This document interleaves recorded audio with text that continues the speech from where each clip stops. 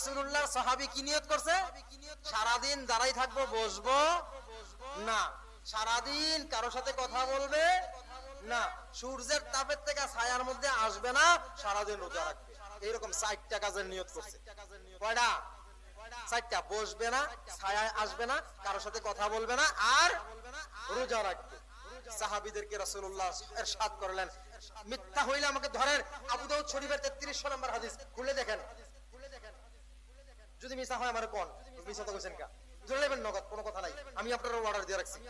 হ্যাঁ, বলছে রাসূলুল্লাহ ধমক দিয়ে বলছে, ডাক দাও ওকে। 2-3 জন সাহাবী যাইয়া দইরা জোর করে বসাই দিছে। দইরা জোর করে বসাই দিছে। এই মান্নত করতে তোরে কে কইছে?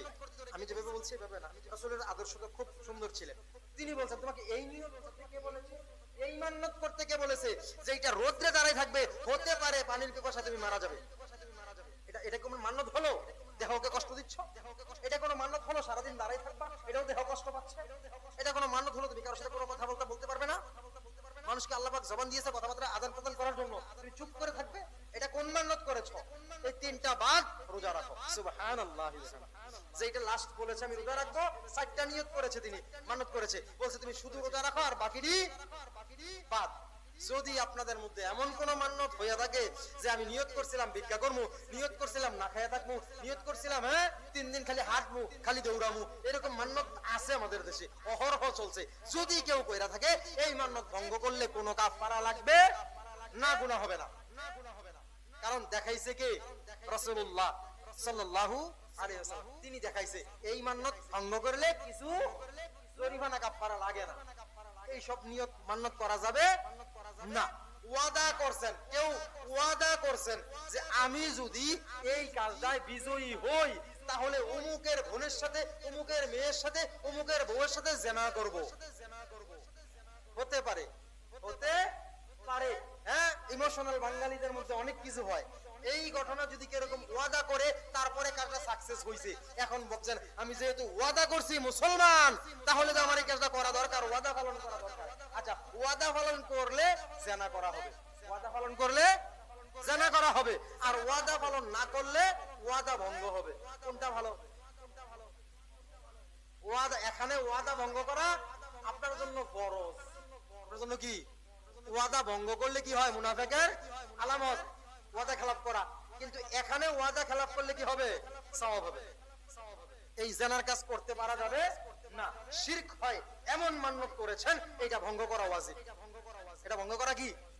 ওয়াজিব। শিরক হয় এমন মান্নত করে ফেললে এই মান্নত করা পালন করতে হবে না, এটা ভঙ্গ করতে হবে। ঠিক আছে? বেদাত হয়, রাসূলের আদর্শের বিরুদ্ধাচরণ হয়ে যায়, এমন মান্নত করা যাবে না। খেয়াল, এমন মান্নত করা যাবে না। এগুলো আমরা খেয়াল করে আমলগুলো করার চেষ্টা করব। বেদাতের আলোচনা ছিল। রাসূলুল্লাহ সাল্লাল্লাহু আলাইহি ওয়াসাল্লামের একটা হাদিস থেকে আমি একটা উদাহরণ দিয়েছি। আল্লাহ তাআলা বলেছেন, আমি যে আয়াতটা তেলাওয়াত করেছি সূরা মুলকের 2 নম্বর আয়াত, আল্লাহ তাআলা বলেছেন তোমাদের হায়াত দিয়েছি, মৃত্যু দিয়েছি এই জন্য যে তোমরা আমলেকে সহিহ কে উত্তম আমল করো, এটা যাতে পরীক্ষা করা যায়। আমলটা কি বেশি না সহিহ নির্ভেজাল? আল্লাহ বলেছেন বেশি আমল নাকি সহিহ আমল? সহিহ আমল। সহি আহসানু আমালা বলেছেন, সহি আমল উত্তম আমল, আমলেকে উত্তম। তো উত্তম আমল করতে বলছে, বেশি নয়। তো এখন আমরা দেখা গেছে অনেক সময় এখানে সুন্নত দেওয়া আছে একটা, আমরা করব 4টা, সুন্নতই তো করতেছি, এরকমও করা যাবে না। যেটা বিধান সেটাই করতে হবে। আর যদি বেশি করি, এটার নাম বেদাত। ইবাদতের উদ্দেশ্যে যেটা করা হয় এটার নাম বেদাত। আর যিনি বেদাত করেন, আল্লাহ রাসূল বলেছেন কুল্লু বেদাতিন দালালা কুল্লু দালালাতিন ফিন নার। সমস্ত বেদাত গুলো গোমরাহি। গোমরাহি কার সাথে তুলনা করেছিলাম? হ্যাঁ, যে দুনিয়াদারির বাহিরে থাকে, একবারে অন্ধকারাচ্ছন্ন, এটাকে বলা হয় কি? গোমরাহি। এই গোমরাহি আর সমস্ত গোমরাহি গুলো জাহান্নামে যাবে। কে বলেছেন? রাসূলুল্লাহ সাল্লাল্লাহু আলাইহি ওয়াসাল্লাম। তো আমরা বেদাত থেকে দূরে থাকার চেষ্টা করব, সমস্ত আমলগুলো সহিহ করব, বেদাত মুক্ত করার চেষ্টা করব ইনশাআল্লাহ।